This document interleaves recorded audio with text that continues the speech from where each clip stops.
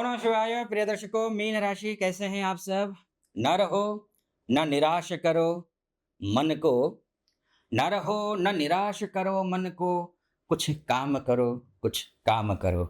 मैथिली शरण गुप्त जी की ये जो पंक्तियां हैं मीन राशि वालों, सितंबर का संदेश साफ है, कर देते हैं। ये पंक्तियां कर देती हैं। मौका सामने आएगा, लेकिन केवल सोचते रहने से नहीं कुछ बनने वाला है। सही समय पर फैसला लेकर आगे बढ़ने से बड़ा काम बनने वाला है इस महीने अर्थात सितंबर में।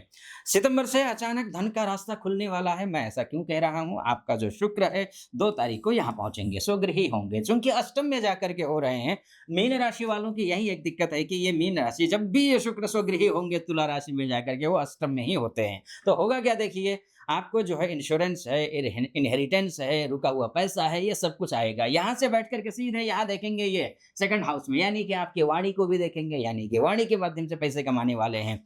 मीठी वाणी बोलिए तजी माया अभिमान, न जाने किस वेश में मिल जाएं भगवान। तो आपको वाणी पर संयम रखना है। पैसा कमाना चाहते हैं तो अपने वाणी पर कंट्रोल रखिए। बहुत ही अपने आप को संस्कारी रखिए, यानी कि आचार विचार व्यवहार संस्कार अच्छा रखिए। तो शुक्र जैसे ही 2 तारीख को यहाँ पहुंचेंगे, आपको अचानक पैसा आएगा। जो बैंक अकाउंट आपका खाली हो चुका है, उस बैंक अकाउंट में शुक्र की दृष्टि, यानी कि लग्जरी की दृष्टि, यानी कि वैभव की दृष्टि पड़ेगी, समृद्धि की दृष्टि पड़ेगी। तो ये धन आएगा, रुकेगा भी, टिकेगा भी। ठीक है जी। रुका हुआ पैसा भी आएगा। कोई लोन है, कोई इंश्योरेंस है, रुका हुआ है, नहीं आ रहा है। किसी को पैसा दे रखा है आपने, पैसा लेना चाहते हैं, वापस नहीं आ रहा है, या फिर किसी को पैसा दे रखा है आपने। अभी तो ये सूर्य को भी देख लीजिए, बाद में अभी थोड़ी देर में बात करूंगा उसका सूर्य का। लेकिन हाँ, किसी को पैसा दे रखा है तब भी वो पैसा आएगा, यानी कि कुल मिलाकर के पैसा तो आएगा। जो भी संघर्ष था, जो भी वो गुजर गया, संघर्ष था वो गुजर गया। अब बड़ा तोहफा मिलेगा, इतना समझ लीजिए। ठीक है। एक बात, शुक्र अभी तक क्या था? शुक्र नीच का था। नीच का होने से क्या हो रहा था कि आपका कॉन्फिडेंस लेवल बहुत ज्यादा डाउन हो रहा था। कॉन्फिडेंस लेवल के लिए तो मंगल भी नीच का होने वाला है, बताऊंगा अभी। लेकिन हाँ, कि यहाँ अभी तक क्या था? आपके निज रिश्ते खराब, दाम्पत्य जीवन में अनेक प्रकार के तनाव, आपके विवाह के लिए बातचीत जहां भी कहीं भी चल रही है, वहां से कोई सकारात्मक सुझाव ना आना या फिर कोई आंसर ना आना, ये सब कुछ हो रहा था। आपका वैभव अचानक, पैसा सोर्स ऑफ इनकम कहीं से बन नहीं रहा है, जो अकाउंट में है वहीं पैसे खर्च हो रहे थे। यही सब कुछ हो रहा था अभी तक। बिजनेस पार्टनर के साथ में विशेषकर जो है ना, मतभेद पैदा हो रहे थे। कुछ वो कुछ और कह रहा था, आप कुछ और कह रहे थे, ये भी हो रहा था। क्लाइंट्स के साथ में बिजनेस अगर आप करते हो तो क्लाइंट्स कुछ और कह रहे थे, डिमांड कुछ और था क्लाइंट्स का, लेकिन आपके पास कुछ और माल था। तो ये सब कुछ हो रहा था। शुक्र यहाँ बैठे हुए थे। शास्त्र कहता है कि जब भी तृतीय से जिस भाव में जाकर के बैठते हैं, उस भाव को नष्ट कर देते हैं। तो ये शुक्र वही कर रहा था। वैसे भी वो नीच का था, तो 2 तारीख को क्या होगा कि ये चला जाएगा, अपने राशि में जाएगा। चूंकि हाँ अष्टम में है, थोड़ा सा हो सकता है इंतजार करवाए, कर लीजिए। इतने दिनों तक आप करते रहे हैं, थोड़ा दिन और सही तो ये करवाएगा। लेकिन ये दे देगा 2 तारीख के बाद, कभी भी दे सकता है। अच्छा रिजल्ट है। ठीक है जी। कॉन्फिडेंस लेवल भी अब बढ़ेगा। ठीक, अच्छा चलिए आइए। अब ये 2 तारीख के से लेकर के बात हो गई। अब बात कर लेते हैं 7 तारीख से क्या होने वाला है। 7 तारीख को क्या परिवर्तन हो रहा है?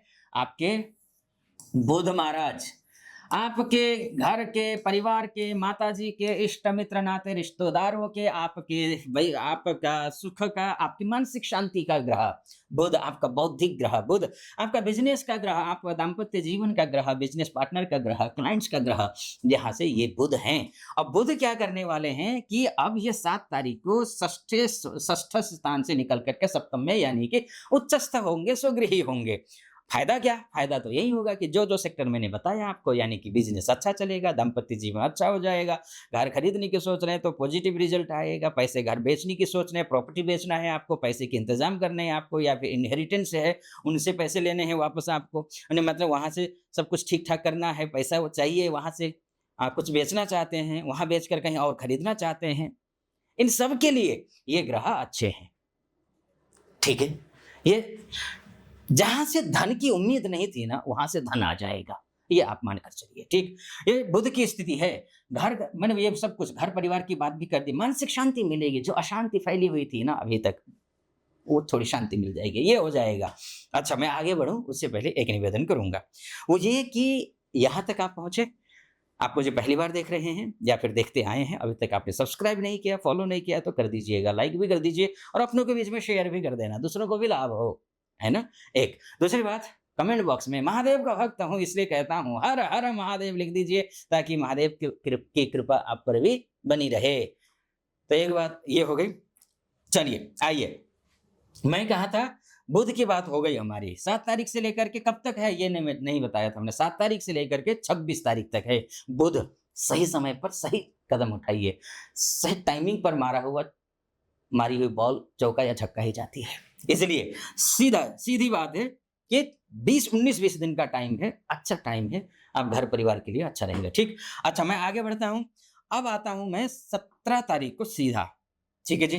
17 तारीख को ऐसा क्या होने वाला है, 17 तारीख तक तो यहाँ पर सूर्य बैठे हुए हैं, अरिहंता योग बना रहे हैं। जो भी शत्रु आएगा आप दबोच लेंगे, आपसे जीत नहीं पाएगा 17 तारीख तक।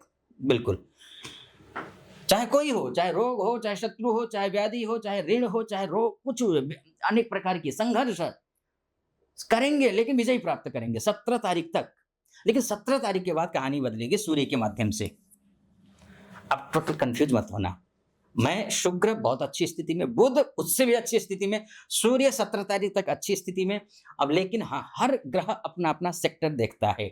जैसे कि मैंने बोला, शत्रु पर वज्रपात करेगा सूर्य, लेकिन अपने ही घर में हार जाएगा, अपने ही घर में हार जाएगा। पति पत्नी के बीच में इतना ईगो क्लैश हो जाएगा कि एक दूसरे को देख नहीं पाएंगे। ये स्थिति हो सकती है। अपने बिजनेस पार्टनर तो ऐसा लगेगा जो शत्रु आ गया है, ये होगा। क्लाइंट्स आएंगे लेकिन क्लाइंट्स को लगेगा कि आपका व्यवहार ठीक नहीं है, वापस चले जाएंगे, ये होगा। ठीक है जी, 17 तारीख के बाद। इसलिए बुध को ठीक करना, गुस्से को शांत रखना, गुस्से को शांत रखना। किसी से भी बात करनी हो, यहां से सूर्य सीधा आप ही को देख रहा है, तमतमाए होंगे आप 17 तारीख के बाद। लेकिन 17 तारीख से पहले जैसी स्थिति थी वैसी बाद में नहीं रहने वाली है। दो आप, है ना, आप हो सकता है 100% आप सक्सेसफुल रहें, लेकिन वो भी कुछ अपना भी दिखाएगा शत्रु। ऋण लेते समय सावधानी बरतना। ठीक। अच्छा, अब ये है तो सूर्य के माध्यम से भी हमारी बात हो गई। सूर्य, ठीक। अब आते हैं एक और पॉइंट, आपका भाग्येश कौन? मंगल। मंगल, ये भाग्यम फलति सर्वत्र न च विद्या न च पौरुषम। भाग्य को अच्छा करना बहुत जरूरी है, लेकिन आपकी कुंडली में भाग्येश हो करके मंगल नीचस्थ होंगे, लेकिन शुक्र है कि पंचम भाव में नीच के होंगे, तो उतना ज्यादा नुकसान नहीं होगा भाग्य का। लक्ष्मी नामक राजयोग तो बनाएंगे, साथ में नीच भंग राजयोग भी बना देंगे, यहां से लेकर के नीच भंग राजयोग। तो होगा क्या, भाग्य है कह करके बैठिए मत, भाग्य साथ देगा कह करके बैठिए मत। उसके लिए एफर्ट तो आपको करना पड़ेगा, नहीं तो मंगल नीच का है। वो नीच का मंगल मतलब एनर्जी लगा करके आप पूरा डेडिकेशन के साथ में अगर आपने काम नहीं किया तो फिर कुछ नहीं। इसलिए मैं कहता हूं, भाग्यम फलति सर्वत्र न च विद्या न च पौरुषम। भाग्य अगर अच्छा हो, कितना ही कमजोर क्यों न हो आप, कितने ही असमर्थ क्यों न हो आप राजा बन जाएंगे। और राजा के भी भाग्य खराब हो तो वो रंक बनने में देरी नहीं लगती। तो भाग्य आपका साथ है, लेकिन नीच का है, एफर्ट करना पड़ेगा, एनर्जी देनी पड़ेगी, और तो भाग्य आपका साथ देगा, ये होगा। तो ये मंगल क्या क्या है आपका? मंगल ये भी तो है ना, आपकी वाणी है। मैं फिर से दोहराऊंगा, शुक्र की दृष्टि भी वाणी पर है, लेकिन मंगल नीच का हो जाएगा, वाणी का भाव का स्वामी। इसलिए आप अगर नुकसान कुछ करेंगे ना, अपने ही शब्दों से, बस ध्यान रखिएगा। बाकी देखिए, ये सबके लिए है, ठीक है जी, ये सबके लिए, अर्थात जितने भी मीन राशि के जातक इस धरती पर हैं उन सब के लिए है। लेकिन आपकी कुंडली, आपका डीएनए है। अगर आप अपनी कुंडली के बारे में चर्चा करना चाहते हैं, आप धरती के किसी भी कोने में हो, तो इस नंबर पर कॉल कीजिए, व्हाट्सएप कीजिए, मैं स्वयं आपकी कुंडली का विश्लेषण करूंगा। ठीक है जी। चलिए, आप यहाँ तक पहुंचे, आपने मुझे देखा, समझा, लाइक किया, सब्सक्राइब किया, फॉलो किया, इसके लिए बहुत बहुत धन्यवाद। आप अपना ख्याल रखिए, परिवार का ख्याल रखिए। हर हर महादेव।